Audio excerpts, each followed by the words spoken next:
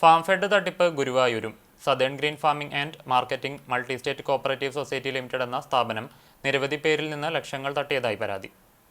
ഗുരുവായൂർ മാങ്ങോട്ട് അപ്പാർട്ട്മെന്റിനടുത്ത് കണ്ടിരുത്തി വീട്ടിൽ കൃഷ്ണദാസാണ് പരാതിയുമായി രംഗത്തെത്തിയത്.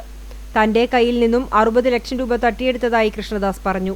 ഗുരുവായൂർ സ്വദേശികളായ വാണിവിലാസ് വീട്ടിൽ രഘുനന്ദനൻ, മകനും സ്ഥാപനത്തിന്റെ ജനറൽ മാനേജറുമായ രഞ്ജി എന്നിവർ സ്ഥാപനത്തിൽ പണം നിക്ഷേപിച്ചാൽ ഉയർന്ന പലിശ നിരക്കിൽ പ്രതിമാസം പലിശ തരാമെന്നും കൂടാതെ നിക്ഷേപിച്ച തുക കാലാവധിക്ക് ശേഷം തിരിച്ചു തരാമെന്നു പറഞ്ഞ് പണം തട്ടുകയായിരുന്നുവെന്ന് കൃഷ്ണദാസ് പറയുന്നു.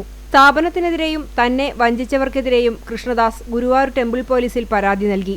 പരിഹാരമുണ്ടായില്ലെങ്കിൽ നിയമ നടപടിയുമായി മുന്നോട്ടു പോകുമെന്നും കൃഷ്ണദാസ് പറഞ്ഞു. ഞാൻ സദേൺ ഗ്രീൻ ഫാമിംഗ് ഫൈനാൻസിൽ 5 ലക്ഷം രൂപ ഇട്ടുണ്ടായിരുന്നു. 6 മാസമായിട്ട് അതിൻ്റെ പരിശീലനം ഞങ്ങളൊരു പരാതി സ്റ്റേഷനിൽ കൊടുക്കാൻ പോവുകയാണ്. പോകുന്ന ഞങ്ങളുടെ പൈസ കിട്ടുന്നവരെ ഞങ്ങൾ അതിൻ്റെ പുറകെ ഉണ്ടാവും.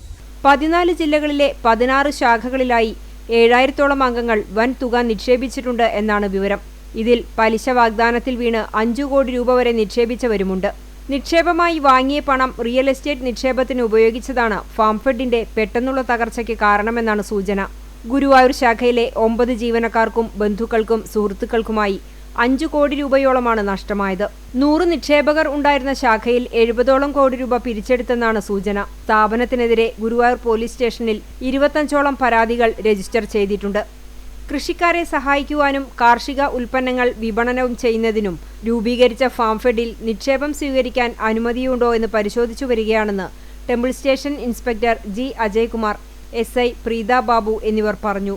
ഫെഡിന്റെ ചെയർമാനും MD യുമായ രാജേഷ് പിള്ള കഴിഞ്ഞ ദിവസം തിരുവനന്തപുരത്ത് അറസ്റ്റിലായിരുന്നു.